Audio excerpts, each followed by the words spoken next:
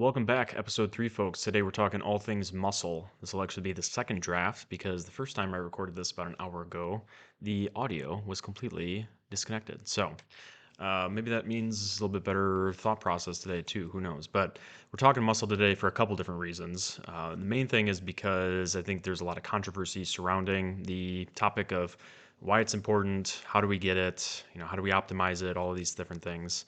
But then number two, there's a lot of, in my opinion, misinformation, disinformation, whatever term you want to put on it, that really misguides a lot of us or has misguided many of us for decades. And unfortunately, now we're in a culture where there's all these different schools of thought that just battle each other, and there's not really much practical advice for many of us to latch onto. And it can feel disheartening to have the goal of trying to build muscle for competition or just your own health and fitness and longevity, but not really have much guidance to go on, right? A lot of people will end up, unfortunately, just quitting or falling off of their fitness journey because they don't feel like there's much guidance there. So that's the topic of focus today is, why is muscle important and how do we optimize how much we have and how much we keep, and what's the best way to really get it in the first place. So first of all, the main thing I wanted to talk about is muscle is extremely adaptable and active. It's really an organ, and I use that term intentionally because when we think organs, many of us will think of things like your visceral organs, your heart, your lungs, pancreas, these sorts of things.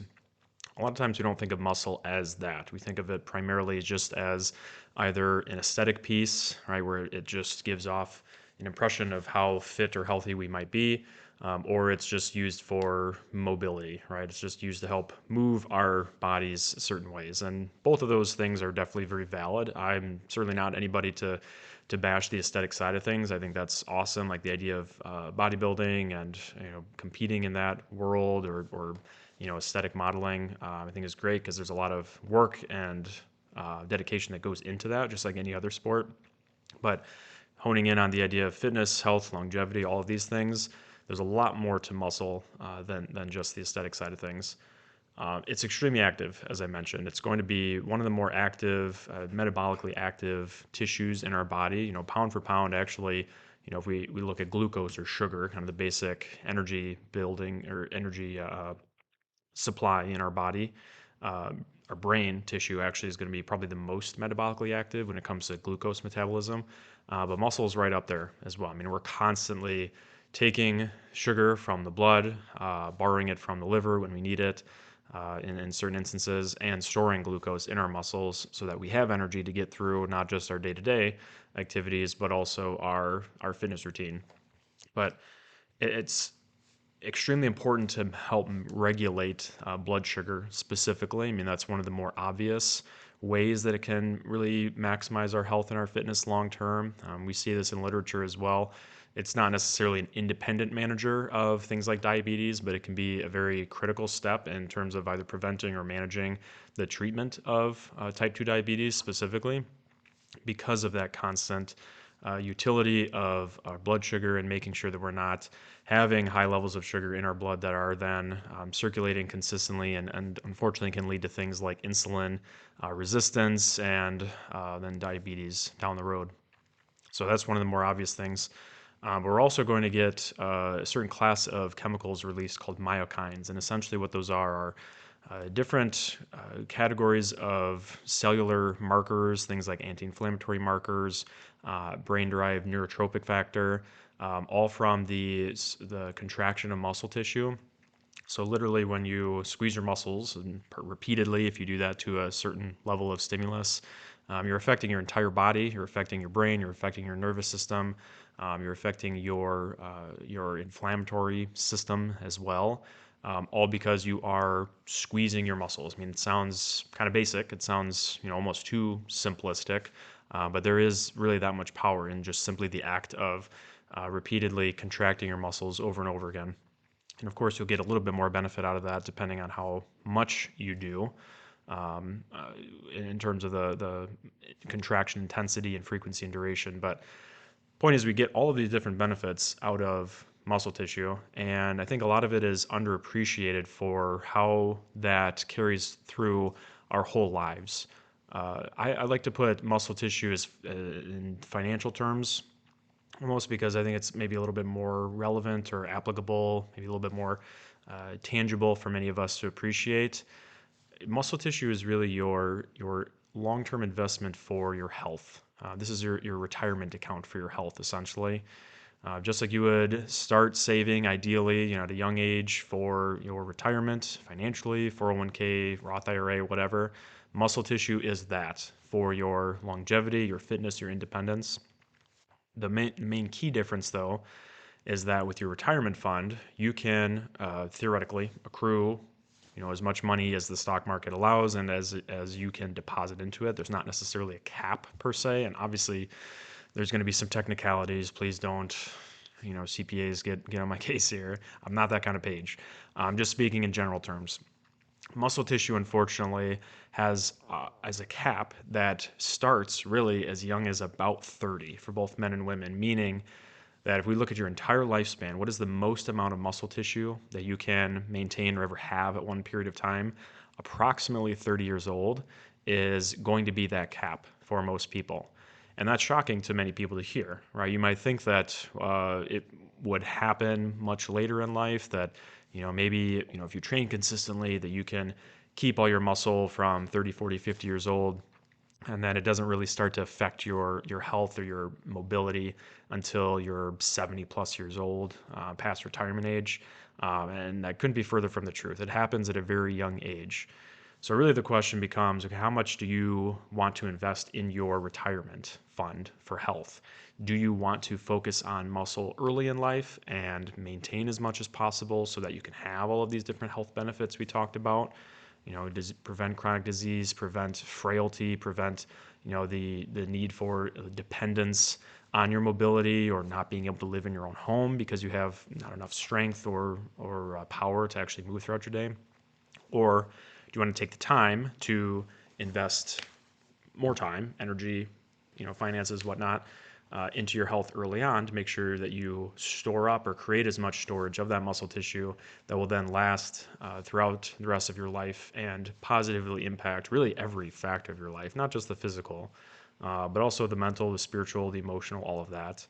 Right? I mean, unfortunately, that's something that I've seen in healthcare, especially as a physical therapist, is the emotional toll and the spiritual toll that it can take on individuals when they're in a situation, whether it is normal age-related changes or if some accident or illness occurs and they've now lost their dependence or they have lost their ability to move about their lives, move about their house if they're even in their own home. And it's not to say that they could have 100% prevented all of that by having more muscle tissue, but the research is very clear that your recovery from those types of things is much better and faster when you have more muscle tissue compared to when you don't. And building that muscle early on is something we all have control over to a certain extent. Now, genetics, of course, will play a role, right? Your genes, your cellular makeup is not something that we can necessarily change 100%. I mean, there's the idea of epigenetics, which would be that we can, with activity, turn on and off, an environment can turn on and off certain genes. I'm not going to get into that, mostly because I'm not an expert in it, but point is, there's going to be a certain limitation we all have. I could train with the on paper best program in the world, the best nutrients, the fanciest weights, equipment, all of this. I am never going to be the biggest person in the gym. I'm never going to be a professional athlete size wise. I'm never going to be like Myles Garrett, right? If you guys watch football, he's a specimen. Okay, the amount of mass on his body is something that 99.999% of the population is never going to get, even if they do train well, but they can certainly do much better than if they don't train at all, right? And then the nice thing or the cool thing is it doesn't take as much variability in terms of the training as we might think. It doesn't take like a magic recipe or a magic formula for training. It really just takes time, consistency, and effort, as we'll get into here. And that's something that we can all dedicate if you want to, right? If it matters to you, which as a PT and fitness expert, I hope it certainly does, at least to some extent. So, we've talked about all of the different health benefits, why it's important, why should we care, why does any of this matter? But then the other category, the other side of things is, well, how do we get any of that, right? How do we build muscle? How do we maintain muscle?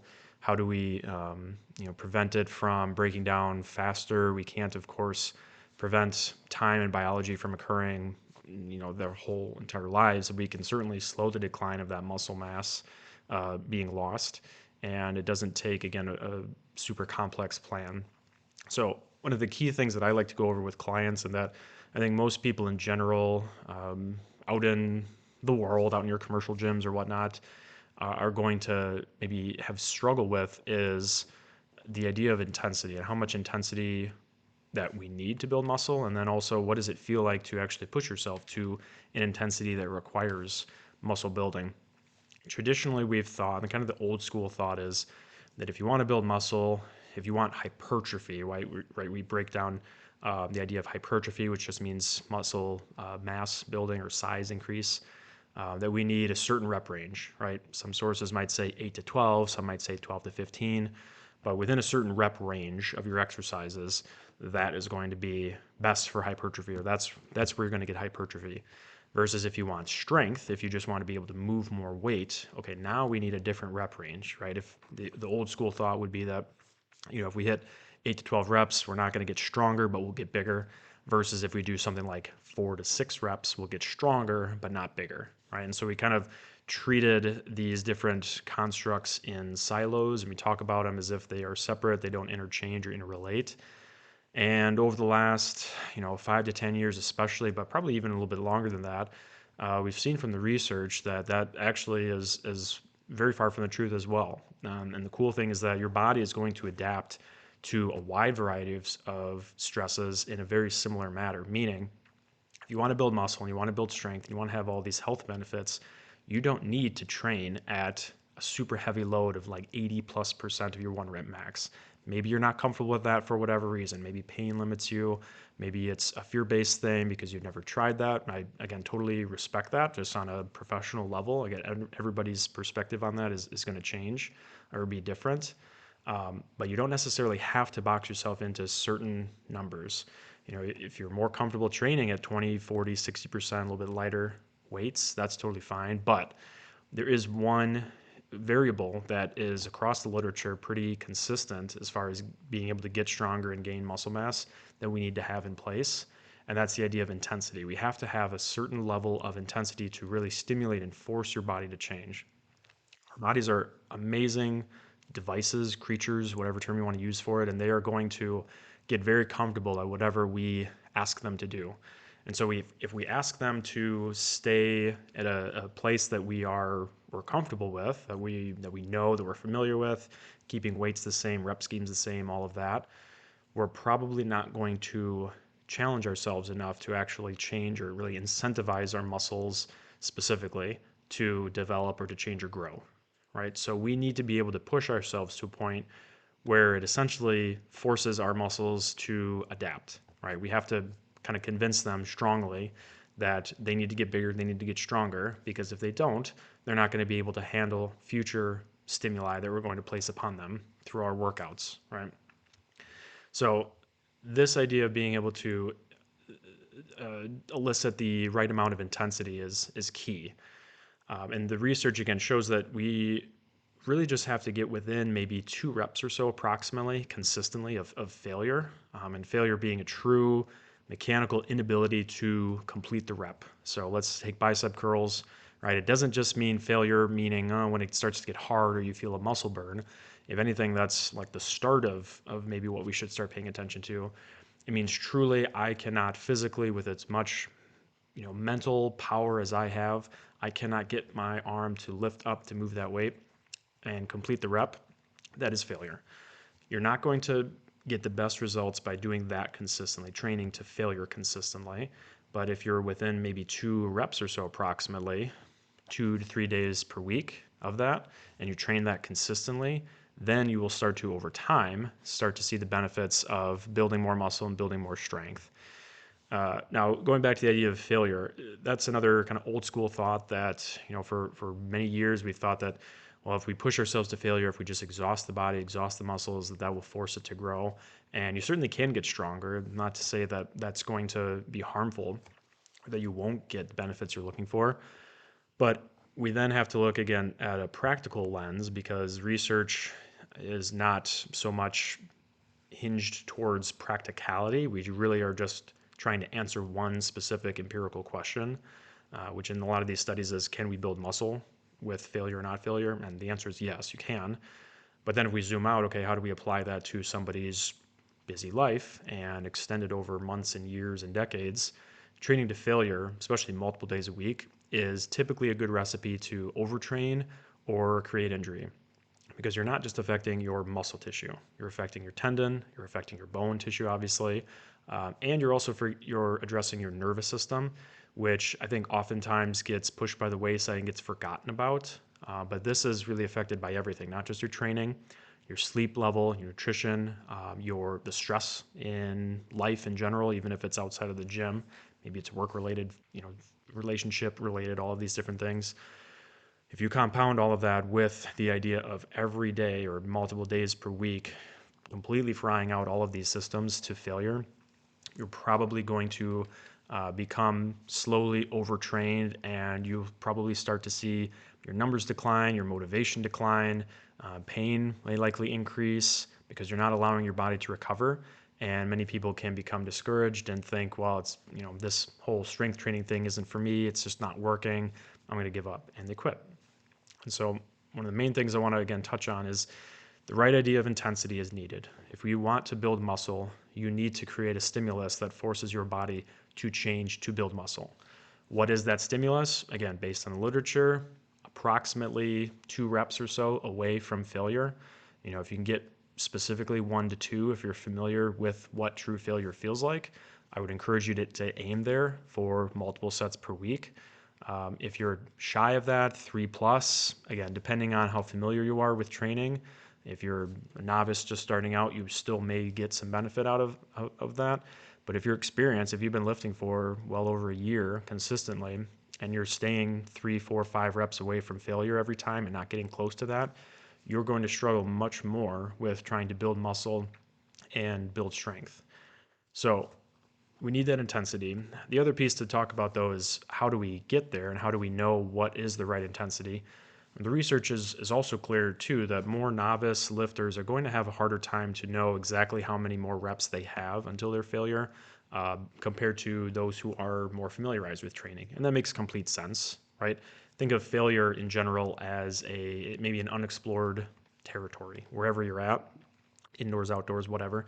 If you've never been there, if you don't know what it looks like, you're not going to know exactly how far away you are from it, right? From failure. This is kind of an unfamiliar territory compared to somebody who's been there before. They've failed reps before. They know exactly what does that feel like mentally and physically for me to get to a point where I truly cannot move the weight anymore.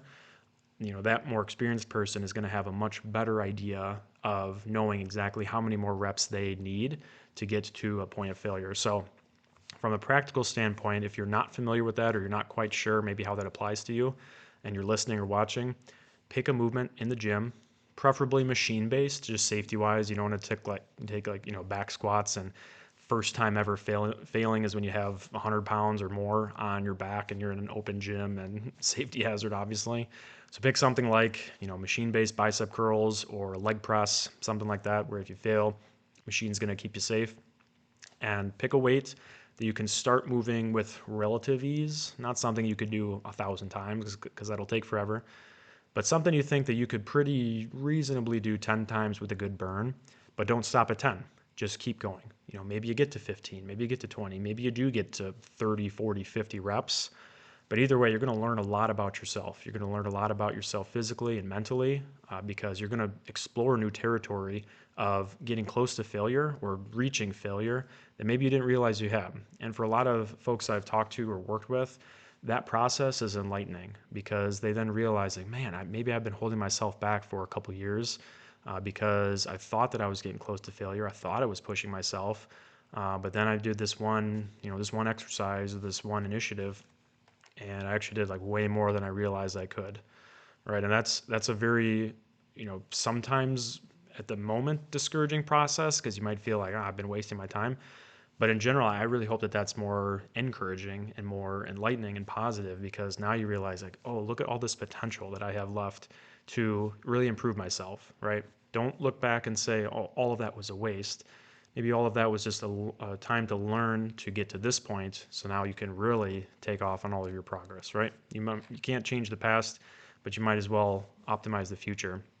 So that idea of intensity again is critical. We have to be able to push ourselves to a level of fatigue or near fatigue, so that our body actually we create a stimulus for our body to actually adapt and build that muscle tissue. The other question then is volume. How much should I train? How often should I train? Your muscle tissue is going to need recovery. I mean, if we look at the literature specifically for connective tissue, so this would be like our tendons, not so much the actual muscle bulk part. Your tendons will get thicker. It's outside the scope of the video here. Those will adapt as well. But if we're talking just muscle tissue, as is the focus, that's going to probably recover a little bit faster than the collagen or the connective tissues. But from that literature, you're typically about 48 hours or so, at least, is going to be needed for full collagen resynthesis and recovery. And so, depending on the level of intensity you do, let's pick a near failure set or workout. I would typically suggest somebody not use that muscle group at least for the next 2 days or so, maybe even three, because you want more recovery at the structural level. And then again, also neurologically, you want a little bit more recovery too. So, um, using that idea, 2 to 3 days per week, excuse me, is going to be ideal for most people. As you get more familiarized with training, 4 days per week, maybe up to 5, but now we start getting into the idea of, well, how do we create different splits and work our body system, our muscles and joints differently? You certainly would not suggest 4 or 5 days a week doing the exact same movements and training the same muscle groups at a high intensity every time, because that will likely lead to overtraining and fatigue and injury and all these different things. So you can certainly resistance train or strength train, 4 or 5, maybe even 6 or 7 theoretically days per week, but your intensity is very much going to be different on those days. So we'll speak just to the practical sense, not so much the recovery days or the active recovery days or whatever term you want to use for it, but what are the really meat and potato kind of days as far as strength training and muscle building? Again, going to the literature, the less experienced you are, the more sets per week you'll probably have to build muscle mass and strength, versus as you become more experienced, a year or two plus into consistent strength training, and then beyond, then you'll start to need even more sets per week. Your body's going to adapt to the bare minimum, and then you have to push it a little bit more. But typically speaking, for the novice individual, about 6 to 10 reps per week is actually probably an adequate stimulus to start to build muscle tissue and muscle mass, more than doing nothing, of course. 1 set, 2 sets per week, we're probably not getting enough stimulus, but really as few as maybe 6 to 10, creeping up towards that 10 level to be ideal, is probably going to create an adequate stimulus for change. As we get more into the intermediate and more advanced, now we're going to start looking at more, close to 16 to 20 rep sets per week for specific muscle building qualities. But again, even that depends on, what intensity we're working at, what is the overall volume within the set, a lot of different factors at play. But this gives you a rough idea. Now, how does that look again in the grand scheme of a workout plan? Let's say you take 3 days per week to strength train and you're aiming for 12 reps. Let's say you're, maybe a year into it or so. 12 sets per week at 3 days per week. That's 4 sets every time that you're going for one muscle group, right? 4 sets for a muscle group is hardly anything, truly. I mean, that's one exercise that you're doing. Should you probably do more than just one exercise? Yeah, because you're not really going to maximize your time and your growth if you're only doing one exercise every strength session. But I say that to illustrate how it doesn't necessarily require that you spend 3 hours a day, 5, 6, 7 days a week in the gym doing strength training.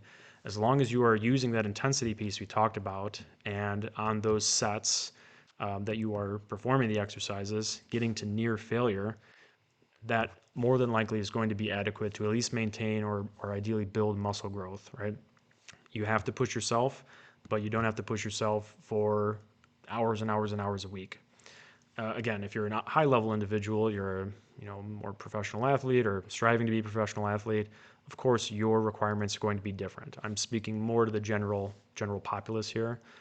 But if your goals are very different as far as, well, I want to be the top 0.01% of whatever field, then you're going to have to put in 0.01% amount of quality of effort. And that's a different subject a little bit. But for the general person, it's very manageable, actually, time-wise and volume-wise, to get to the level that's needed to build muscle and build strength. And then the other piece, of course, being exercise selection. And going back to old school thoughts, and this is one thing that I really struggled with, especially in high school, as I first started to get into the idea of resistance training and trying to be stronger for sports and just life in general, is that I was very much surrounded by and inundated with this concept of muscle confusion, right? I think if anybody's been in the space, casually, professionally, whatever, you've heard that idea and that belief that, well, we need to constantly vary our exercises. We need to constantly, confuse the muscles as far as what activity we're doing, because if we do the same thing over and over again, then our muscles adapt and then we don't make progress. We have to like sneak up on it. And there's some benefit certainly to variability, but it actually doesn't have to be as variable as we think or that traditionally we have thought. The idea of muscle confusion as far as exercise selection really is not well founded. I mean, again, research shows that we can be very consistent in our exercise selection and at that right intensity we've talked about, right, approaching near failure consistently, we can do the same exercises and we will force that muscle over time to grow within the capacity of its genetic makeup. Right? We don't have to have 45 different exercises for one muscle within a month or 2 months for it to grow. We could do the same thing over and over again. Now, speaking practically, most of us are probably mentally going to become fatigued or drained or lose motivation from having the same repetitive exercise over and over again. And that makes complete sense, right? Many of us require a different stimulus. We don't want to feel like hamsters in a wheel just doing the same thing over and over. Some people do thrive in that, and that's great. If that's you, go for it. Keep sticking with that routine. But on the mental side of things with maintaining your motivation, then there certainly is value in switching up your routine and creating some variability. And there's a lot of different exercise options out there that will work a similar muscle group. So it doesn't even have to mean that, well, I got bored with this movement, so that means I have to rest that muscle group now for a month or 2 months until I gain the motivation back. No, you can work the same muscle 100 different ways, right? But it doesn't have to be the exact same movement necessarily. If you want to do it that way, great. From a rehab perspective, I do think that there is some benefit in creating a well-rounded program. And when I recommend programs, just going anecdotally based on my experience, when I create programs, I'll typically not go longer than 4 weeks doing the same movements for clients. Because I do think that we get some benefits physically as well from an injury prevention standpoint to give certain tissues a certain degree of rest and sort of share the load evenly. But from a muscle building perspective and hypertrophy and strength building perspective, you can certainly stick to the same limited movements if you'd like, and you'll gain as much strength and volume as is possible for your muscles, again, within their genetic makeup. So that piece as well is something that I think has been maybe pushed a little bit negatively in a negative manner, meaning that we've confused a lot of ourselves by saying that we have to have this variability, this muscle confusion idea, and it's not necessarily founded in the literature. The last piece is nutrition, and I won't go all in on this because number one, it's not necessarily my scope. I mean, I'm not a registered dietitian. I don't have an advanced degree in nutrition at all, so I'm not going to, try to pretend to be the expert in that. But I have gotten certifications, and I can read the literature, and I've been in this space long enough to know very convincingly that when it comes to optimal nutrition for muscle protein synthesis, I think it doesn't have to be as complicated as we oftentimes make it. And unfortunately, with the way that our health and fitness space has become has become capitalized, and everybody's got a different niche, and there's expert and guru for everything, and You've got the carnivore people up against the vegan people, up against the high carb, low carb, all these different kind of tribalistic groups. This idea of nutrition can feel very competitive and like you're getting yanked everywhere. But if we just stick to the idea of protein and muscle building synthesis, typically about a gram of protein per pound of body weight for most people, especially active people, is going to be ideal to stimulate that muscle protein synthesis, meaning that you can get the most benefit out of your nutrition if you are aiming for that level approximately. Now, if you're, maybe 10 to 15% above or below that, that it doesn't have to be exactly 1.00 on the mark every single day, but it gives you a good idea. And most people in this country, in the American diet especially, are going to be drastically under that. I mean, this is something else that really surprised me when I was, towards the end of my college career. I had been playing football and wanted to lose the weight that I had gained because I felt like I would just be healthier, and I realized that, man, everything I had been eating and using to quote unquote bulk was really not a good bulk because, yes, I was gaining weight, but a lot of the food that I thought was high protein, while it was also extremely high in fat and additional calories that I did not need. I'm not here to demonize fat. We need that for recovery and cellular function and all that. But point is, I did an audit of my diet and really became surprised by, okay, here's actually what I'm eating. And I wasn't getting as much protein as I thought anyway. A lot of why I was full after a meal was because of all of the excess calories from the significant excess in fat that I was eating. And so because I'd audited it, switched things up, diet is now much leaner and I feel better, and I'm much more inclined towards the direction that I want to go for my goals. But again, I would encourage you all to really do that process as well. Go through that audit and see how little or maybe how much protein you're actually eating. If you're like me, you're probably on the lower end, and maybe you're eating more of some other nutrient that you want. It's not necessarily to say that you have to have a certain type of food that you're always eating. I am very much a creature of habit when it comes to nutrition. I've said this before, but I view food as fuel. I enjoy a good tasting meal, love to go out to eat and all that. But for me, just throughout the weekly routine, it's much easier to do the boring meal prep, chicken, rice, green beans, whatever, mix it up, and make some meals throughout the week, because that way I know, okay, exactly what I'm eating and I'm hitting these values that I need to. And then occasionally, on the weekends, for example, kind of splurging or going off track with that intentionally, which, as a side note, is also, I think, helpful to emotionally and mentally just sort of rest and recover, right? Too, versus stressing constantly about all the calories and the nutrients that you're eating. But muscle building wise, we want to maintain an adequate protein intake, and then fill in everything else with fats and carbs according to how much energy you're spending, and what energy systems you're tapping into. Again, beyond the scope of the video here, the episode today. But make sure you have enough protein, and that you're actually hitting those numbers, because if you're not, you're going to significantly hinder, even if you're working as hard as possible, hitting all the intensity and frequency and exercise selection variables that we talked about. If you're not refueling with the proper sources and you're not giving your body what it needs to actually physically build that muscle tissue, then all those other variables can become at least less relevant, potentially completely irrelevant. And then sleep, of course, too. We need adequate sleep. We'll get into that maybe at a future episode, but you need to recover. So don't go out and train every single day for 5 hours a day, maxing out 7 days a week. It's a good recipe to overtrain, potentially lead to pain and get discouraged. Make sure that you're recovering, you're resting, challenge your body 2-3 days a week with multiple sets per muscle group to near failure. Eat well and live with the results, and then stay on track, guys. It takes time. A lot of times you're going to gain strength when you first start out very quickly. A lot of those changes are neurologically driven, right? If you just start a lifting program and you're a month or two in, you might notice like, oh yeah, every week I keep getting stronger. This is easy. This is no big deal. And then after that, those neurological changes start to slow down, which is totally normal. But if you're not familiar with that idea and nobody's really warned you that that's going to happen, a lot of times people can become discouraged. Then months 2 to 6 and beyond feel a lot slower, feels like I'm going nowhere.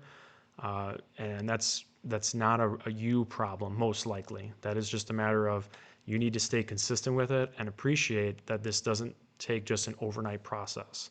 The most successful people, the healthiest people I know, are the people that make all of these different decisions, habits that they stick with long term. I mean, obviously, you wouldn't just brush your teeth for a year or two out of your life and say, well, I did that for long enough, so now I should just have the benefits for the rest of my life. You got to stick with it and stay consistent. If you put so much pressure on yourself that you can't maintain it, because we all have a limit and we all have scheduling conflicts and time, effort, motivation, all of these different factors are part of being human. If we don't account for all of those different things, it's more than likely that we're going to fall off track and not make progress simply because we didn't stay consistent with whatever plan or program we're on. So all of the different variables we talked about today, find what works best for you, that you can stay consistent with and that you can maintain over time, and really invest heavily into that fitness account that we call muscle tissue.